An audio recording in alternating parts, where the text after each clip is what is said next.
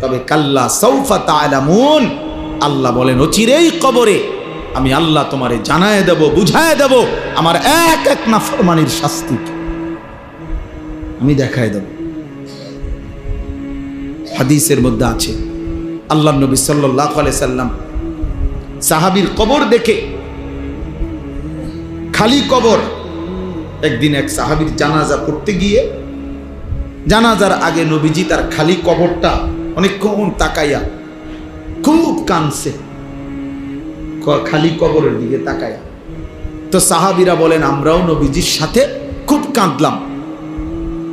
এরপরে কান্দা শেষে নবীজি চোখ মুছে বললেন লিমিসলি হাযা ফাআইদ্দু, আমার সাহাবীরা এমন কবরের জন্য তোমরাও প্রস্তুতি নাও, তোমরাও প্রস্তুতি নাও, আইদ্দু, রেডি হও সাহাবারা, এই নিশ্চিত এই কবর কাছে তোমারে পৌঁছানোই হবে, পৌঁছানোই হবে।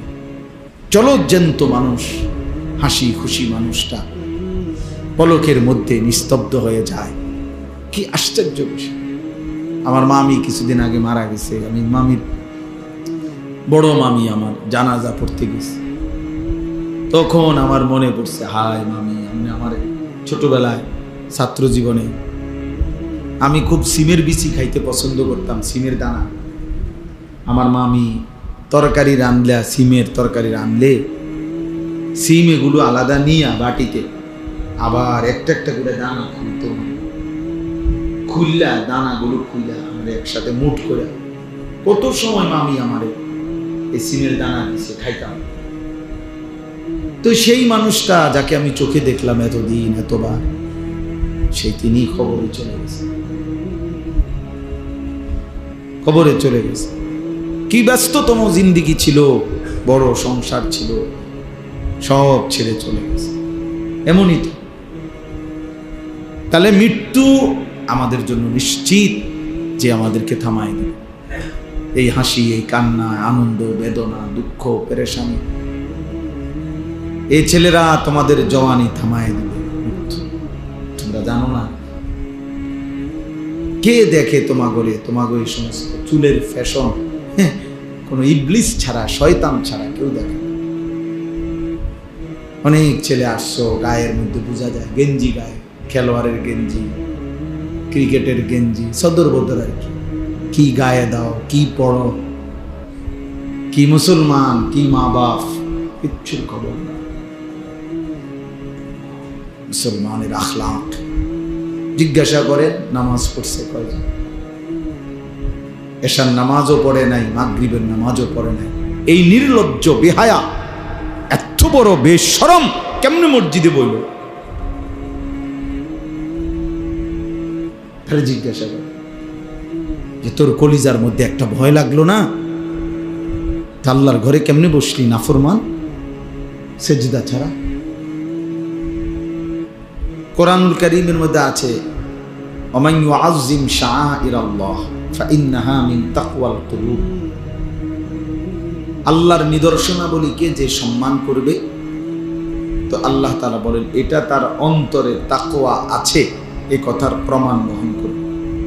তার অন্তরে আল্লাহ ভীতি আছে, আল্লাহর ভয় আছে, এই কথার প্রমাণ আল্লাহর নিদর্শনাবলীকে সম্মান করা।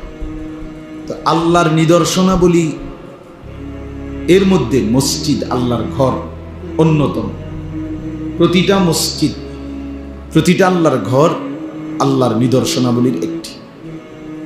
এই জন্য যে মসজিদকে সম্মান করবে, তো এইটা তার অন্তরে তাকওয়া আছে, আল্লাহর ভয় আছে, এই কথার প্রমাণ বহন করে, প্রমাণ বহন করে।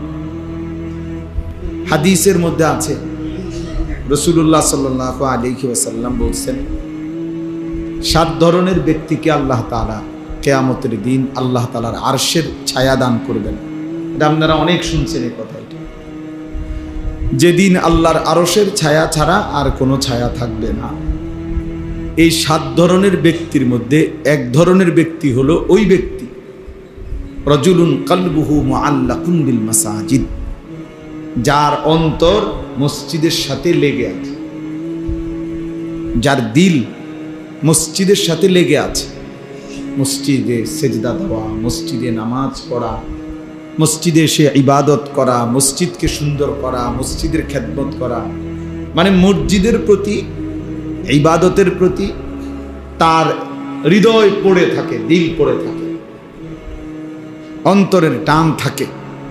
আল্লাহ নবী সাল্লাল্লাহু আলাইহি ওয়াসাল্লাম বলছেন, এটা প্রমাণ করে যার দিলের মধ্যে এরকম আছে, তো তাকে আল্লাহ তাআলা আল্লাহর আরশের নিচে ছায়া দান করে। এই জন্য মসজিদের সাথে মুমিনের সম্পর্ক গভীর করা উচিত। হাদিসের মধ্যে আছে, বান্দা যখন মসজিদে ঢোকে তো সে আল্লাহ তাআলার মেহমান হয়ে যায়, আর আল্লাহ তাআলা সেই মেহমানকে প্রথম আপ্যায়ন করে তার অগণিত গুনাহ মাফ করে দেয়। এটাই প্রথম মেহমানদারি। ওয়াকিরাহু আল মাগফিরা, মসজিদে আল্লাহর পক্ষ থেকে প্রথম মেহমানদারি হলো শরবত না, বরং গুনাহ মাফ, বান্দার গুনাহ মাফ করে দেয়। এজন্য মসজিদকে ভালোবাসা, মসজিদের প্রতি হৃদয়ের টান থাকা, মসজিদে এসে নামাজ পড়া, মসজিদে সবসময় অন্তরে মসজিদের প্রতি ভালোবাসা, এটা অনেক বড় একটা নিয়ামত। আবার দেখেন, এর বিপরীতে মসজিদে অনর্থক কথা বলা, আওয়াজ বড় করা, শোরগোল করা, অনর্থক নেতাগিরি, মাতবরি, অহংকার, বড়াই, ঝগড়া, এগুলো করা, এটা কেয়ামতের একটি মন্দ চিহ্ন, আলামত, কেয়ামতের মন্দ আলামত। আল্লাহ নবী সাল্লাল্লাহু আলাইহি ওয়াসাল্লাম বলছেন, যাহারাতিল আসওয়াতু ফিল মাসাজিদ, গেটের জায়গা ছেড়ে বসেন, গেটের জায়গা ছেড়ে ডানে বামে বসেন, ও গেটের জায়গা আটকায় ফেললে, আলম ভাই আপনিও বইয়া লাইছেন, তো তার বইব কেন? গেটের জায়গা ছেড়ে দেন, তাহলে তো বইব কেমনে পরের লোকজন। আল্লাহ নবী সাল্লাল্লাহু আলাইহি ওয়াসাল্লাম বলছেন, যাহারাতিল আসওয়াতু ফিল মাসাজিদ, কিয়ামতের একটি মন্দ চিহ্ন যে মসজিদের মধ্যে আওয়াজ বেড়ে যায়, মানে মসজিদে ফালতু কথা, বেহুদা কথা, অনর্থক কথা, এটা বেড়ে যাওয়া, বেহুদা কথা বলা, এটা কিয়ামতের একটি অপছন্দনীয়, নিন্দনীয়, মন্দ আলামত। এজন্য আপনারা যারা আছেন প্রত্যেকেই মনে রাখবেন, মসজিদে কোনো রকম যেন গুনাহ না হয়। মসজিদের আজমত, মসজিদের সম্মান অনেক বেশি, অনেক বেশি। আমি যে জন্য শুরুতে ঢুকা বললাম ছেলেদেরকে যে বাবা তুমি এটা মসজিদ, ফাইজলামি করলে